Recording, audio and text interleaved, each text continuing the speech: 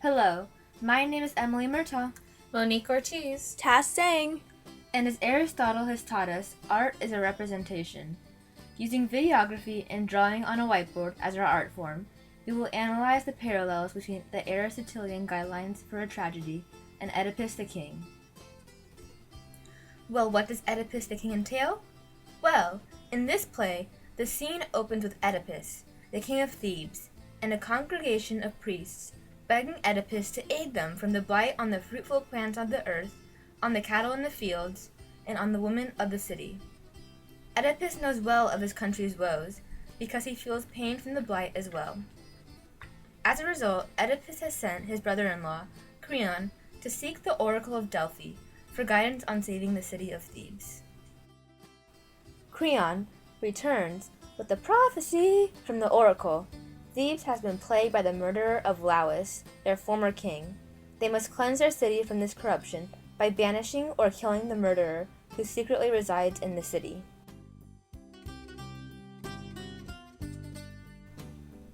Oedipus wonders, why have we not set out to banish the murderer of Lauus before? Creon says they were forced to neglect their hunt for the murderer because the riddling Sphinx troubled them.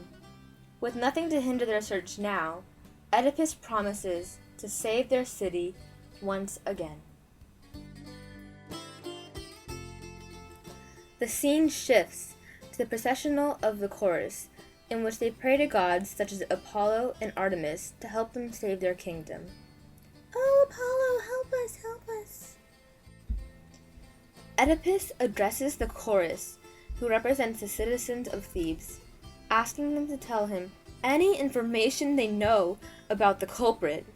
Since no one confesses, he curses the murderer. The leader of the chorus suggests that they should consult Tiresias, a blind prophet of Apollo, to reveal the identity of the murderer.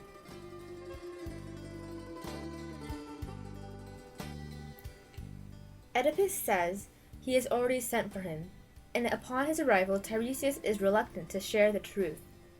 Oedipus grows impatient and starts insulting Tiresias. In the heat of the moment, Oedipus accuses Tiresias of being the murderer.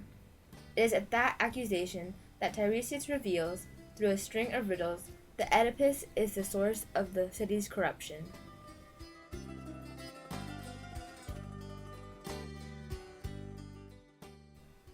Oedipus is furious, accusing Creon and Tiresias of conspiring against him. Creon says he would rather die than conspire against his king. Creon, seeing Oedipus's unwavering suspicion, appeals to logic by saying, I was not born with such frantic yearning to be a king, but to do what kings do. Jocasta enters, having heard their dispute, and persuades Oedipus against harming Creon.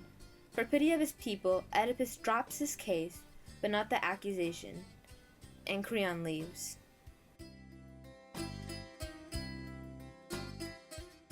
Upon learning that the quarrel is based on a prophecy, Jocasta tells him it is foolish to hold prophecies as valid.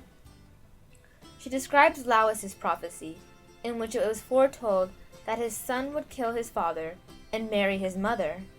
But this was not the case, because they sent for their son to be killed, and the lone survivor of Lauus' attack reported that a band of thieves killed the king and his men at a crossroad.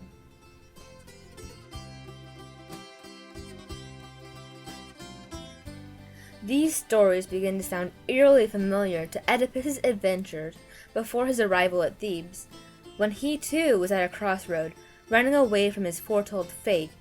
So he sends for the lone survivor to recount his story of that day. While Jocasta is praying, a messenger from Corinth announces King Polybus' death and Oedipus' inheritance of the throne. The couple rejoices, as they believe that it proves Oedipus' prophecy false. However, the messenger corrects this belief by informing Oedipus that he is not Polybus' son by blood.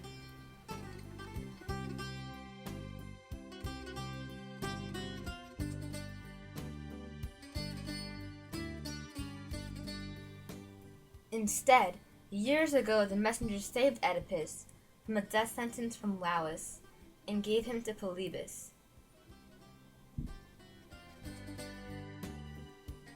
Jocasta begs Oedipus to stop searching for his origin and flees in horror when she realizes his true identity.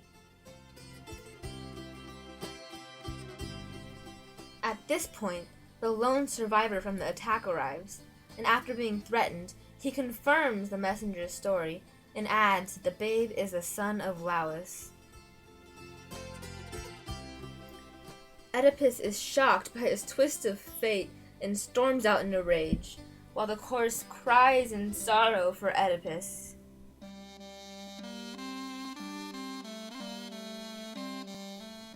As tragedy ensues, Jocasta commits suicide, and Oedipus loosens the noose and watches her lifeless body.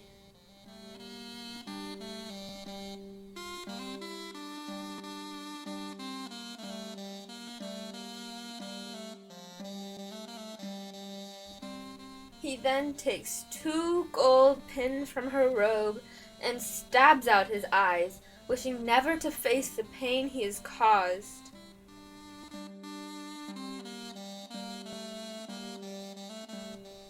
Oedipus, covered in blood, walks out to show his people what the curse has done to him.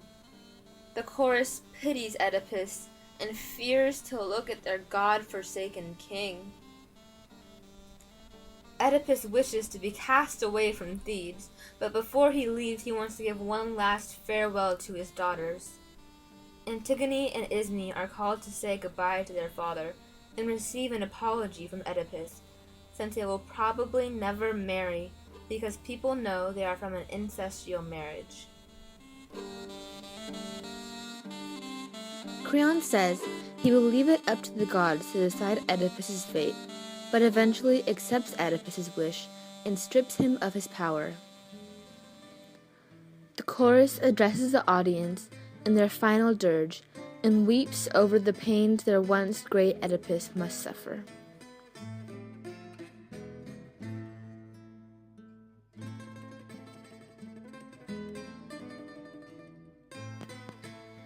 Now that we have explained the plot of Oedipus the King, we can analyze how it parallels the Aristotelian guidelines for a tragedy. First and foremost, tragedy must be defined. Then we will describe each element and follow with examples from Oedipus the King. A tragedy is a representation of a serious, complete action which has an appropriate magnitude, uses iambic verse or embellished speech along with each of its elements, like rhythm and harmony, that are used separately in the various parts of the play, is represented by performance rather than narration, and is accomplished by instilling the feeling of pity and fear into the audience and other characters who should ideally purge their feelings through catharsis.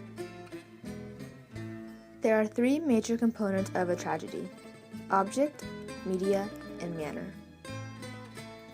The first major component of tragedy is the object, which is composed of 3 elements: plot, character, and reasoning.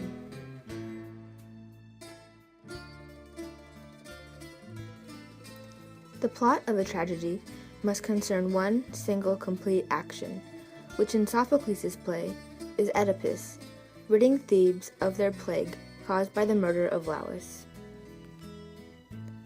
The plot must be easily memorable. When reading Oedipus the King, we saw how quickly the storyline moves, which allows the plot to be memorable.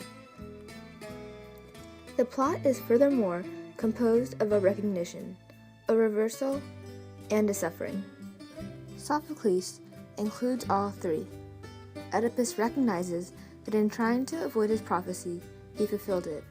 Therefore, his actions were done in ignorance, but recognized after. Aristotle says that the best type of recognition results from a whole complete action itself. This is seen when Oedipus discovers that he himself is a murderer. Oedipus's good fortune is reversed at the end of the play. He goes from being a great, promising leader to falling by his own demise. Aristotle describes that fine tragedies represent suffering the best when they occur within familiar relations. Oedipus is brother of his children, husband of his mother, and murderer of his father. Lastly, for a plot to be that of a fine tragedy, the solution should come about as a result of the plot itself and not from a godly intervention.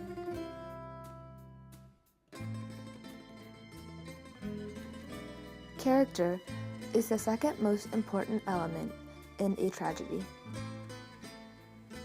The character must be a good person.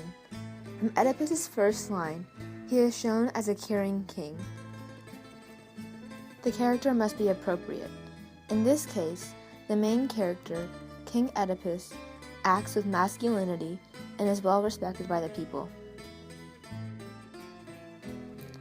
The character is lifelike and is neither superior in virtue nor in justice. Oedipus is quick to judge Creon, just like any person who accuses another of a wrongdoing. The character starts with good fortune and reputation.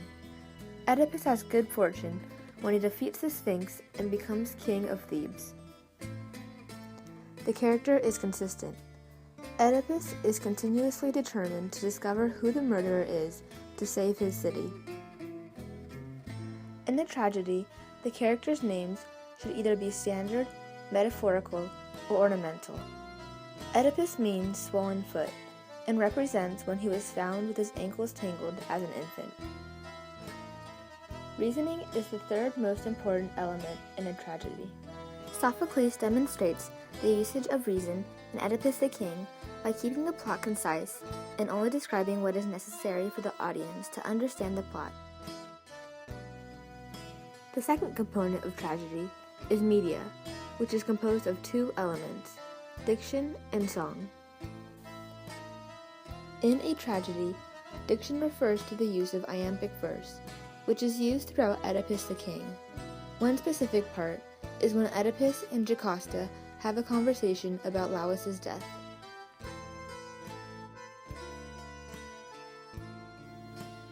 According to Aristotle, the meaning of song was evident, and so he did not digress on the subject. But in Oedipus, song is used as a panegyric to praise Apollo in the hopes to rid Thebes of their plague. The third component of tragedy is manner.